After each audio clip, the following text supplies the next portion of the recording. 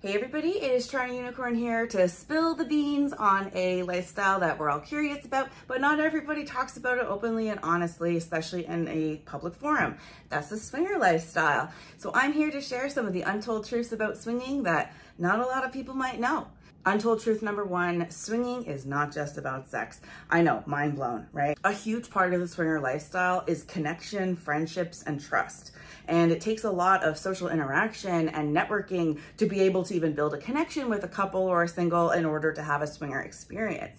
So a lot of your time in the swinger lifestyle might be spent cultivating these dynamics and not just having sex. So swinging also brings couples closer together with one another because it also forces you to build your communication skills even stronger than they were already. It kind of forces you to learn how to set boundaries and learn how to even identify those boundaries for yourself and what feels good and what doesn't. And it also allows you to show respect for your partner and their comfort zones as well. I've met some incredible friends in the swinger lifestyle, and it's not all about getting naked and hooking up for us. Sometimes it's just about supporting each other in their own sexual quests or ventures, even if it doesn't involve us playing with one another.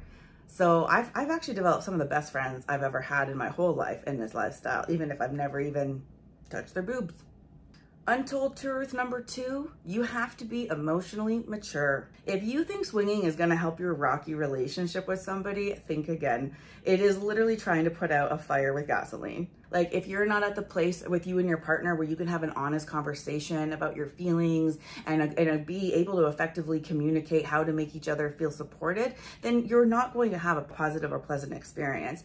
And for some couples, the idea of seeing their partner with someone else is untested, areas that they haven't explored yet. And so you want to make sure that that person feels comfortable, ready, and encouraged to do that and not doing it for the sake of saving their relationship. And if you can't handle watching your partner with someone else without getting salty about it, maybe this lifestyle isn't for you.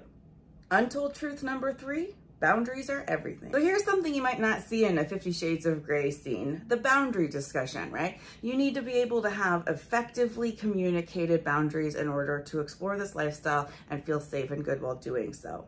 Everybody has their own boundaries and they're non-negotiable. And frankly, your boundaries can change over time with what you're interested in exploring and not.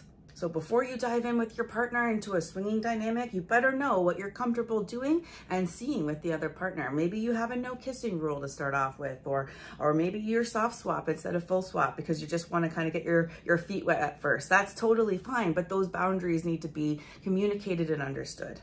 And honestly, sometimes you'll find yourself in the middle of a dynamic where you thought you wanted it and then maybe it's just not going the way you felt and you need a way out. Then just stop and say, you know what, this isn't my vibe. Thank you for the experience, but I'm gonna take off now. And that's also a way of being able to enforce your own boundaries of pleasure and just not doing anything you don't wanna do. Just because you've agreed to go in somebody's apartment or hotel room, and if you get there and it's you're not feeling it, you don't have to go through with it. Boundaries. Honestly, swinging is supposed to be about freedom and fun, not pressure. Untold truth number four, it's not always perfect. So here's a big one. Sometimes it's fucking awkward, right? Sometimes sex with new people is awkward. Sometimes there's performance anxiety with one partner and not another, and they're not sure how to proceed in a room. Like, do I keep having sex with the wife if the husband over there is not able to please my wife? Like, there's all these things that can go wrong.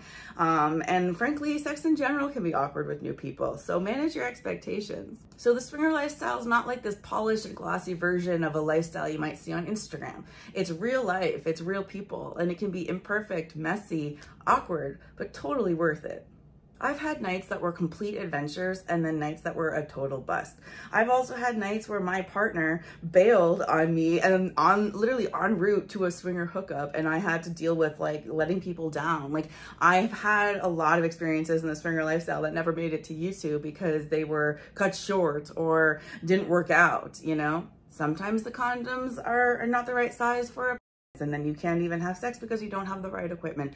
There's lots of ways that swinging can go wrong, and it's not like everything you see in the videos or the movies. The beauty of this lifestyle is that there is all these ups and downs, sure, but you do get to explore your authentic self. You do get to have new experiences that keep you feeling alive from the inside out. So that's it for today. Please go ahead and hit that like button and make sure you leave a comment. Let me know what are some of the untold truths about swinging that you've learned. Don't forget to share this video with anybody you think might need some insider information on the swinger lifestyle.